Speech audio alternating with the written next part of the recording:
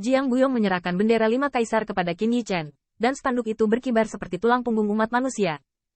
Di spanduk ini, ada berkah dari 5 kaisar. Yichen, kamu sangat baik. Aku akan memilih elit klan kita untuk kamu bentuk formasi pedang.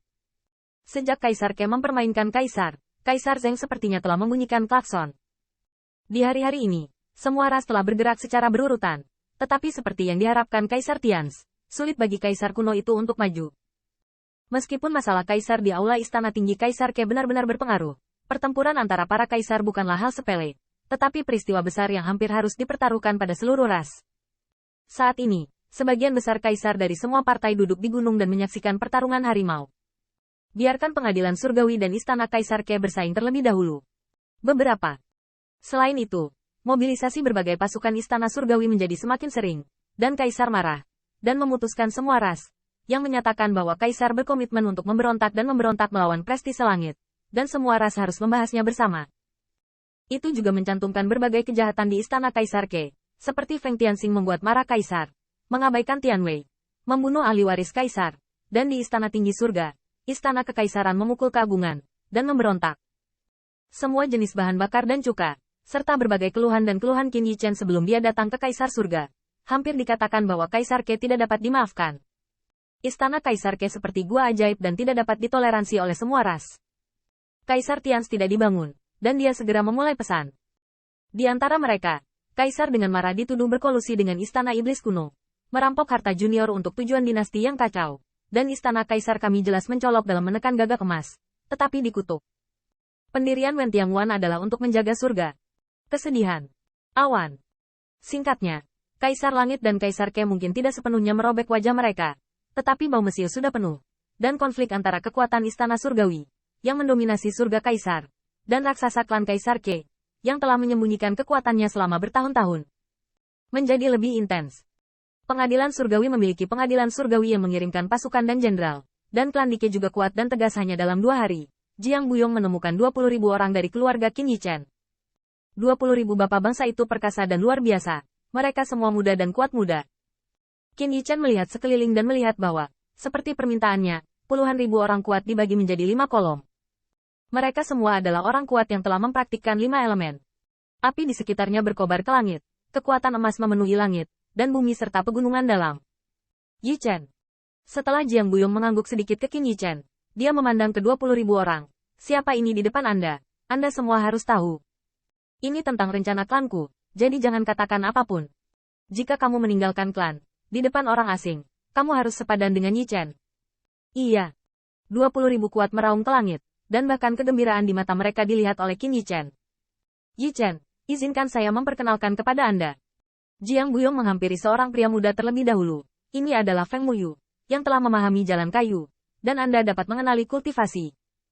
Qin Yichen mengangguk, melihat fisik ini, merasakan energi dan darah yang melonjak, seolah-olah dia adalah seorang pemberani dan pejuang di kota Feng Shui. Ini Feng Xiyuan, yang telah memahami jalan besar air. Ini angin, emas dan batu, kekuatan emas sudah hebat. Qin Yichen menatap matanya dan terkejut pada saat yang sama. Dia tidak bisa menahan tinjunya. Saudara Jinsi sudah menjadi Daohua yang kuat, tetapi dia ingin merendahkan diri menjadi pro tentara Qin. Malu. Feng Jinsi menyeringai dan menyeringai. Betapa merendahkan diri yang tidak merendahkan. Saudara Qin, kami semua menyaksikan apa yang Anda lakukan tahun-tahun ini. Kamu berada di ekstrim sendirian. Bahkan Kaisar Ke telah menyegelmu sebagai jenderal, dan kami akan meyakinkanmu. Kita adalah klan yang sama. Kita harus melawan dunia bersama-sama. Jiang Buyong melanjutkan. Ini Feng Tailai, jalan kayu. Qin Yichen memandang pria galak yang jelas lebih kuat dari klan Feng Shui Cheng lainnya dan Kong Wu hampir setinggi pinggang di depannya, dan mengarahkan matanya yang mengagumi. Dengan kekuatan Brother Tailai, dia meninju dan menendang, seperti namanya, Gunung Tai dihancurkan, dan bumi hancur. Jiang Buyong berjalan menuju pemuda terakhir yang dikepalai. Yichen, ini Jian. Jian. Qin Yichen memandang pria muda tampan dengan baju besi merah, dan tidak bisa menahan tercengang. Ini bukan orang kuat di kota Feng Shui. Anda tahu, orang-orang di kota Feng Shui dinamai menurut Feng. Faktanya, 3 kaisar umat manusia, Fuxi dan Nuwa menciptakan manusia, dan tidak ada keraguan bahwa 3 kaisar mampu melindungi mereka. Yang lainnya adalah Dasui.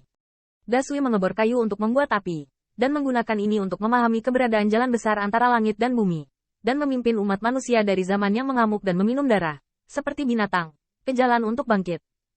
Qin Yichen tidak tahu banyak tentang pencapaian Sui Wang, tetapi dia percaya bahwa pencapaian keberadaan tiga kaisar dalam hidupnya benar-benar layak untuk dihormati oleh ras manusia.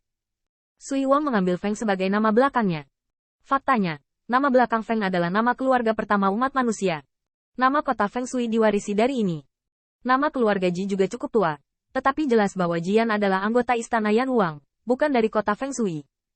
Dan jelas, ranah Jian hanyalah Dao Jun, yang lebih rendah dari 4 lainnya. Yi Chen, jangan berpikir bahwa Jian adalah penguasa Tao, tapi dia adalah tubuh matahari. Jiang Buyong menjelaskan, ketika dia lahir, ada kelainan pada matahari yang terik di bidang bintang tempat saya berada. Saya khawatir dan pergi ke kampung halamannya untuk menemukannya. Tapi Yi Chen, kamu harus tahu bahwa sebelum kamu datang, tubuh ilahi ras kita tidak berani menunjukkan keunggulannya. Ketika Jian masih kecil, saya menyegel tubuh dewa itu. Tapi setelah kamu tiba beberapa tahun yang lalu, aku akhirnya memberi klanku kesempatan untuk bernafas. Aku membuka segelnya. Selain itu, klanku memiliki sumber daya untuk membina klan. Aku telah terburu-buru selama bertahun-tahun ini, dan akhirnya menyadari jalan api. Mencapai Dao Jun.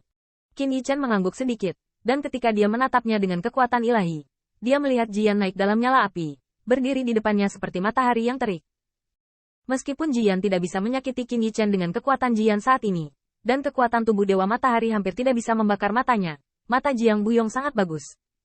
Dengan sumber daya dan bimbingan beberapa orang, tidak sulit untuk mengejar alam, tapi matahari diberkati dengan tubuh dewa. Di masa depan, kita akan melawan dunia. Kamu bisa menelan beberapa matahari dan menjadi tubuh dewa. Jian dan Qin Yichen seusia, dan tidak bisa menahan senyum. Tuan, jangan khawatir. Meskipun wilayah saya paling lemah dibandingkan dengan saudara-saudara lain, saya tidak takut mati.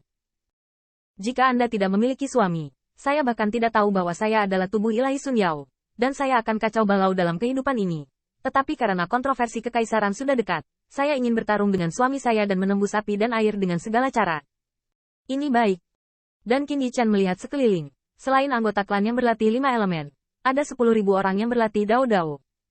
Dipimpin oleh kenalan lama Qin Yichen Feng Jiuman. Keduanya saling memandang. Feng Jiuman menyeringai, memperlihatkan sederet taring putih, dan Qin Yichen juga tersenyum. Lao Su membawa pisau gunung di pundaknya, sehingga kaisar berteriak,